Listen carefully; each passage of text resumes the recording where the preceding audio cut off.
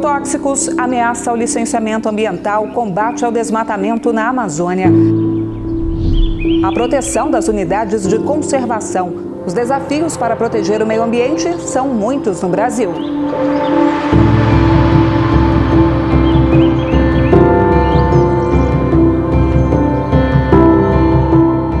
Olá, na semana em que se comemora o Dia Mundial do Meio Ambiente, 5 de junho, o Interesse Público traz um estudo preocupante. Mais de 50 mil pessoas morrem todos os anos por problemas relacionados à baixa qualidade do ar no Brasil.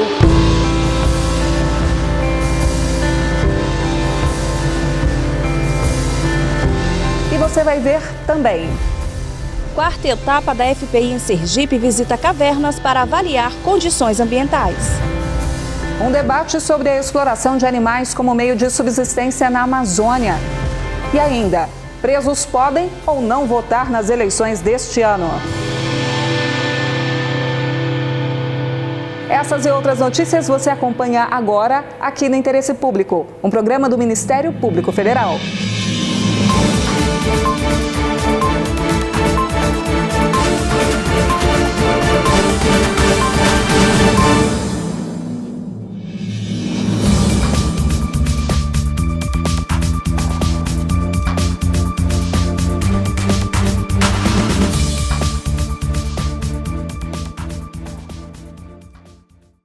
A poluição nas cidades incomoda bastante, não é mesmo? Mas a preocupação não é apenas com alergias e problemas respiratórios. Um estudo do Conselho de Meio Ambiente mostra que a baixa qualidade do ar é responsável pela morte de mais de 50 mil pessoas por ano no país. Crianças e idosos são os que mais sofrem. Contemplar um lindo céu azul no fim do dia é um privilégio que os paulistanos não têm há muito tempo. Pesquisadores dizem que respirar em São Paulo é como fumar 5 cigarros por dia. No modo geral, a qualidade do ar é bem ruim. Péssimo, cada dia é pior. Não tem chovido já há alguns dias e juntando com a poluição que as empresas mesmos e os ônibus despejam na nossa terra, fica difícil para conseguirmos respirar mesmo. E na sua opinião, de quem é a responsabilidade por essa má qualidade? Eu acho que, de certa forma, todos nós temos uma responsabilidade, né? Ou também das grandes empresas com altos poluentes. Eu acredito que a responsabilidade seja de todos nós. O Ministério Público realizou no dia 24 de maio uma audiência pública em São Paulo para debater a atualização dos padrões nacionais de qualidade do ar. Essa minuta prevê normas a respeito da qualidade do ar que não são, na verdade, inócuas, porque não estabelece prazos para o cumprimento, põe um padrão inicial mais alto do que o preconizado pela Organização Mundial da Saúde, num prazo de 5 anos, com a possibilidade ainda de, se não cumprido, se perpetuar no tempo. A Organização Mundial de Saúde é a responsável por pesquisar e definir quais os níveis permitidos de poluição em regiões metropolitanas. Aos estados, cabem fiscalizar e enviar relatórios periódicos com os avanços obtidos. Nós precisamos fazer com que o Brasil adote os melhores padrões protetivos à saúde, né? E não crie padrões que são, na verdade, referentes ao próprio estado de poluição que nós vivemos hoje. Os índices de poluição apresentados pelo CONAMA estão defasados e ultrapassam os valores estabelecidos pela Organização Mundial de Saúde. O ar que respiramos mata mais de 50 mil pessoas por ano no Brasil. Embora as pessoas achem que a poluição só afeta o aparelho respiratório, ele hoje, comprovadamente, a literatura mostra que as doenças cardiovasculares, as doenças inflamatórias de uma maneira geral, têm uma relação com a poluição atmosférica.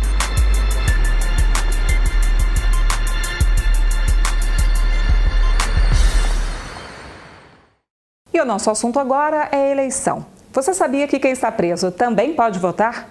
A Constituição garante o direito ao voto das pessoas que são presas, mas que ainda não foram condenadas, ou seja, estão aguardando julgamento.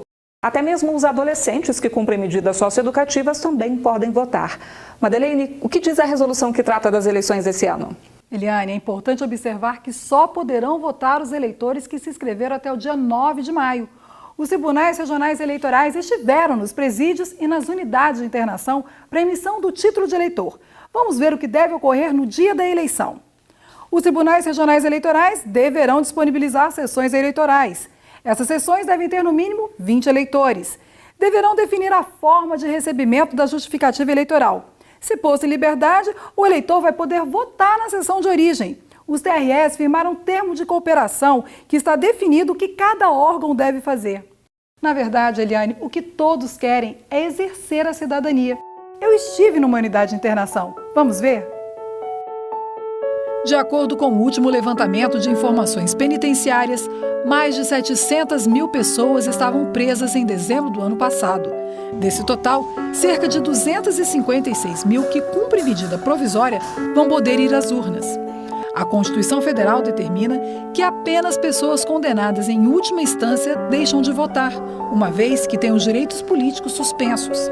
Segundo o Tribunal Superior Eleitoral, os presos provisórios devem transferir o título para a sessão eleitoral correspondente ao presídio. Esse instituto que a gente chama é transferência temporária de eleitores. Então, esses eleitores vão estar temporariamente transferidos para essa sessão eleitoral que vai ser instalada nesses estabelecimentos penais, por exemplo. Essas sessões eleitorais funcionam não só com os presos que estão ali, mas os próprios agentes que trabalham, os funcionários do presídio também podem transferir o seu voto para, no dia da eleição, votar ali, já que ele vai estar trabalhando ali naquele dia. Os adolescentes maiores de 16 anos em conflito com a lei também têm um direito ao voto assegurado. Interessante para que eles já saibam que o poder que eles têm na mão, né, para eles analisarem um candidato a presidente, deputado distrital, que é o nosso caso. Então, já para eles tomarem essa consciência de que eles podem mudar alguma coisa. Não só ver o voto, uma troca de favor, o voto por um emprego, mas não, tentar mudar o país. Aqui nessa unidade de internação em Planaltina, a 35 quilômetros do centro da capital, 54 adolescentes já receberam o título de eleitor. No total, 269 adolescentes que cumprem medida socioeducativa em todo o Distrito Federal irão exercer o seu direito à cidadania, o voto. E todos querem a mesma coisa, um Brasil melhor. É uma coisa boa, que a gente pode, com o nosso voto, a gente pode mudar o Brasil, né? Pode acabar fazendo coisas boas com o nosso voto. Me sentir brasileiro, né? Poder votar. O fato de a Constituição não proibir o preso de votar não significa que no país o direito é garantido a todos aqueles que estão atrás das grades. A operacionalização do processo é complexa e nem todos os estados conseguem cumprir a lei. Em São Paulo, maior colégio eleitoral do país, os presos nunca votaram. Situação semelhante acontece no Rio de Janeiro. Não houve ainda eleição em que os presos não condenados votaram. Já no Rio Grande do Sul, um acordo de cooperação permite que os presos provisórios votem.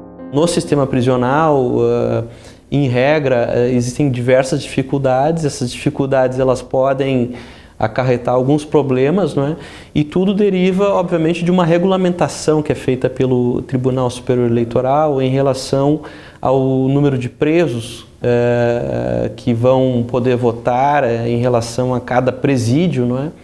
E, enfim, existe uma série de formalidades que devem ser obedecidas antes da votação dos presos. No ano de 2010, aproximadamente 19 mil presos provisórios, além de mesários e funcionários das instituições carcerárias, participaram das eleições em 335 zonas eleitorais espalhadas pelo Brasil.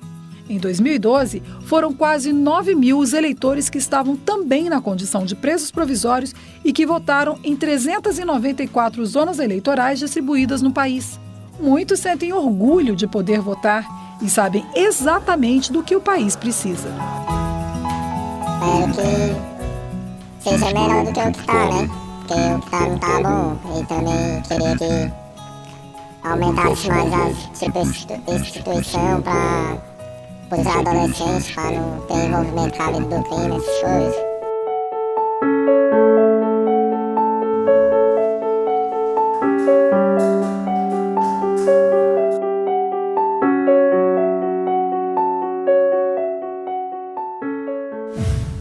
E a seguir, na segunda reportagem da série sobre fiscalização preventiva do Rio São Francisco, o trabalho de preservação e a descoberta de cavernas em Sergipe.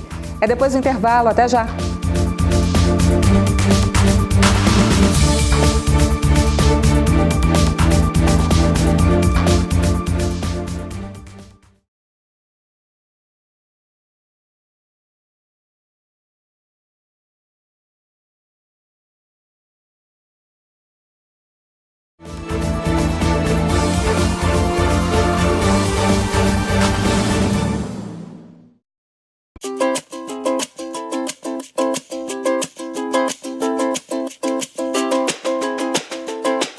Você sabia que para alguns tipos de crimes no Brasil não é permitido o pagamento de fiança? O racismo é um deles. Além de ser crime inafiançável, ele também não prescreve, o que significa que pode ser denunciado a qualquer momento. A pena é de reclusão. Também são inafiançáveis crimes de tortura, tráfico de drogas, terrorismo, crimes hediondos e ações de grupos armados contra o Estado. Os crimes para os quais não há pagamento de fiança estão descritos no artigo 5º da Constituição Federal. Quer mais informações como esta? Acesse facebook.com/mpfederal. São mais de 200 profissionais de 28 instituições juntos em defesa do Velho Chico, uma espécie de mutirão que atua em diversas frentes. Em nossa segunda reportagem da série que acompanhou esse trabalho de perto em Sergipe, você vai ver como é feita a preservação e a descoberta de cavernas.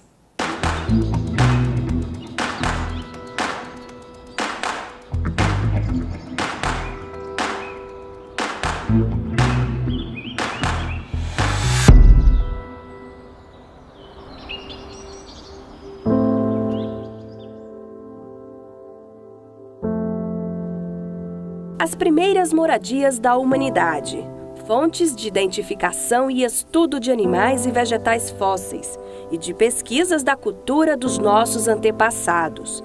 As cavernas têm ainda a importante função de armazenar água, mas elas têm também um ecossistema frágil, o que requer cuidados. Um trabalho que faz parte da fiscalização preventiva integrada do Rio São Francisco. As equipes formadas na FPI de arqueologia e espeleologia e paleontologia trabalham juntas. E essa exploração que a gente tem feito tem permitido uma identificação coordenada por essas várias visões a respeito de um determinado local. Aqui em Sergipe, há 140 cavernas cadastradas no Banco de Dados do Governo Federal e da Sociedade Brasileira de Espeleologia. Dessas, 37 foram descobertas na FPI.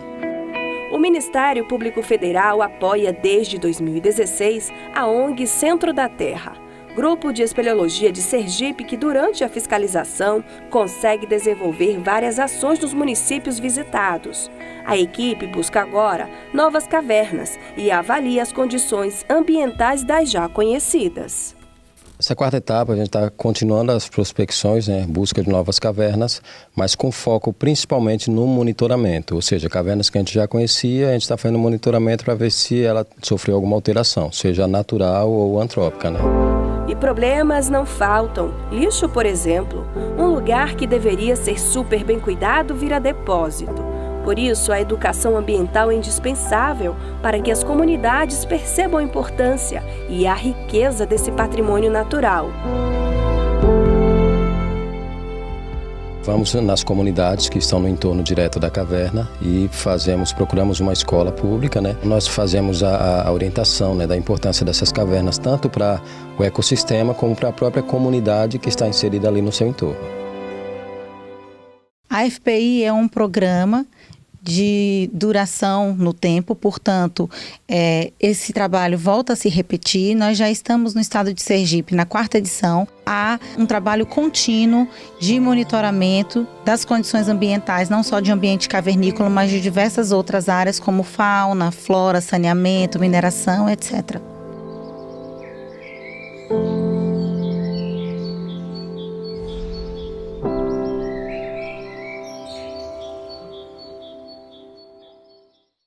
E não perca, na próxima semana, a equipe de espeleologia e arqueologia da Fiscalização Preventiva Integrada do Rio São Francisco encontra restos do naufrágio de uma canoa do século XIX. Defesa do meio ambiente, corrupção, direitos humanos, qual deve ser a prioridade na atuação do Ministério Público nos próximos 10 anos? Você pode ajudar a definir esse trabalho. Saiba como no quadro MPF Explica.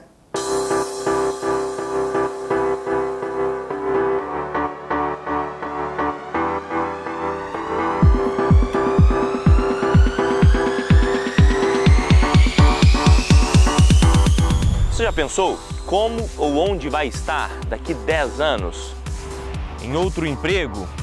Talvez até mude de profissão. Ou vivendo em outro país?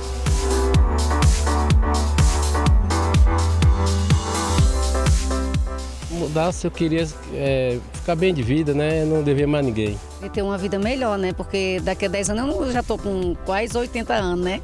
Pois é, em 10 anos muita coisa pode acontecer, não é mesmo? Mas para que o tempo não passe assim, num piscar de olhos, é preciso organização, metas, planejamento. E é isso que o Ministério Público já começou a fazer e quer inclusive a sua ajuda. Na sua opinião, qual deve ser a prioridade do MPF na próxima década? Eu entendo que deveria ser uma atuação muito forte contra a corrupção dentro da administração pública. Eu entendo pela questão da saúde e das minorias, das pessoas com necessidades especiais. E aí, gostou da ideia de participar do planejamento do Ministério Público para os próximos anos? Então escuta só, que é bem simples. O seu computador, tablet ou celular, basta acessar o site do Conselho Nacional do Ministério Público e responder algumas perguntinhas. Coisa rápida, não leva mais do que 5 ou 10 minutos. Só não vale perder o prazo, é só até o dia 8 de junho. Participe e ajude o Ministério Público a transformar a sua, a minha, a realidade de muitas pessoas.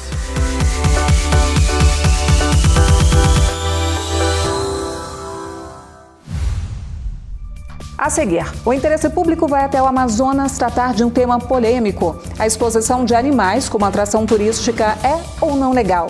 Daqui a pouco, no próximo bloco.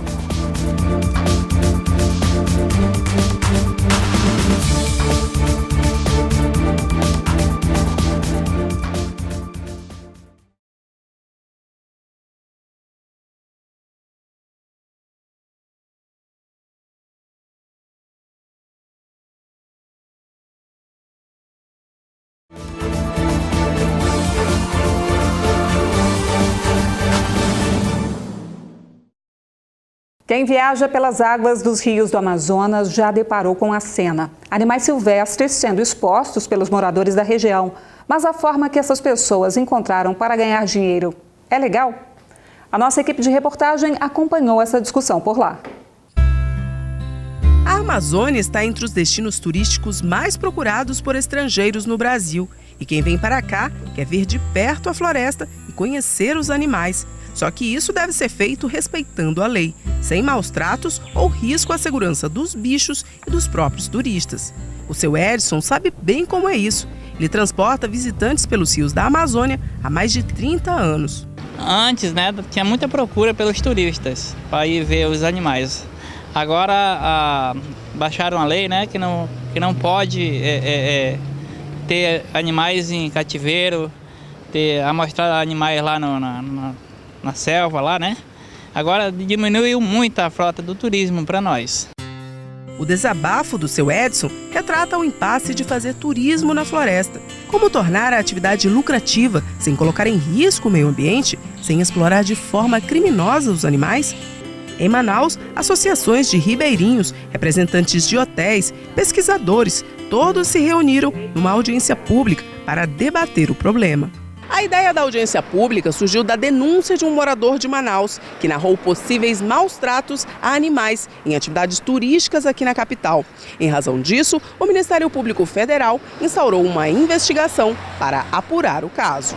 Foram encaminhados autos de infração referentes à matéria, ou seja, penalidades que foram aplicadas justamente em razão da exploração de imagem, impactos causados à fauna silvestre e, enfim, diversos elementos dos órgãos ambientais. Na audiência pública, foi possível ouvir o que cada setor pensa sobre a atividade turística na região, principalmente quando envolve animais. Ela tem que ser feita com restrições, com regras, preservando a saúde dos animais e principalmente das pessoas que interagem. O próximo passo é reunir todas as informações para definir a forma de atuar do MPF.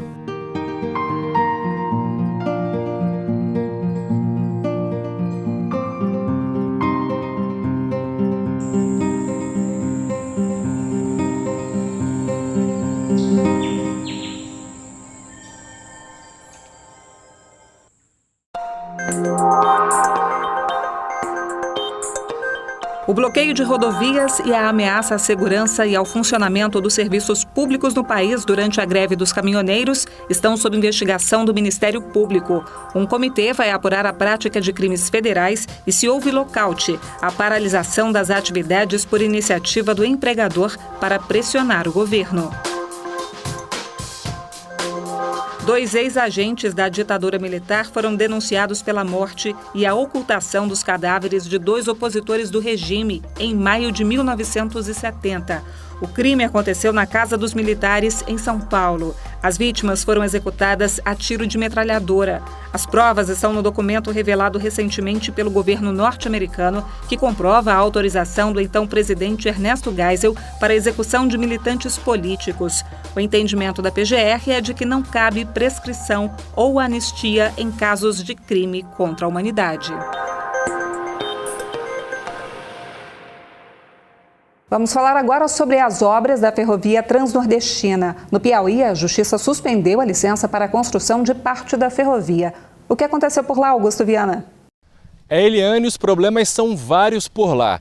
Isso porque parte da ferrovia passa por comunidades quilombolas. A Justiça de São Raimundo Nonato, no Piauí, determinou a suspensão das obras no trecho entre as cidades de Trindade, em Pernambuco, e Eliseu Martins, no Piauí. As reclamações vão desde os valores irrisórios pagos pela desapropriação até o descumprimento de medidas que já tinham sido acordadas para minimizar os danos ambientais, sociais e culturais à comunidade. Portanto, por decisão da Justiça Federal, as obras da Transnordestina nesse trecho ficam paradas até que o termo de compromisso seja cumprido. A multa, no caso de descumprimento, ultrapassa R$1 milhão. Brasil e Guiné-Bissau. Uma parceria entre os ministérios públicos dos 2 países vai ajudar a combater crimes e a fortalecer a democracia. A Érica Picelli tem mais informações. Mais de 100 integrantes do Ministério Público da Guiné-Bissau, país africano de língua portuguesa, foram capacitados em técnicas de investigação para combater a corrupção, lavagem de dinheiro, tráfico de drogas e de pessoas. O fortalecimento do Ministério Público foi fomentado pelo MPF aqui do Brasil. O que se espera é que essas pessoas treinadas por lá repliquem o conhecimento e que isso traga benefícios para a população. E como nós mostramos no início do programa, nesta semana se comemora o Dia Mundial do Meio Ambiente. Você pode acompanhar esse debate e as ações do MPF para impedir retrocessos nas leis ambientais ao longo da semana nas nossas redes sociais e na página do MPF na internet. mpf.mp.br e também youtube.com/tvmpf. O nosso e-mail já aparece aí na sua tela. Muito obrigada pela companhia e até a semana que vem. Tchau!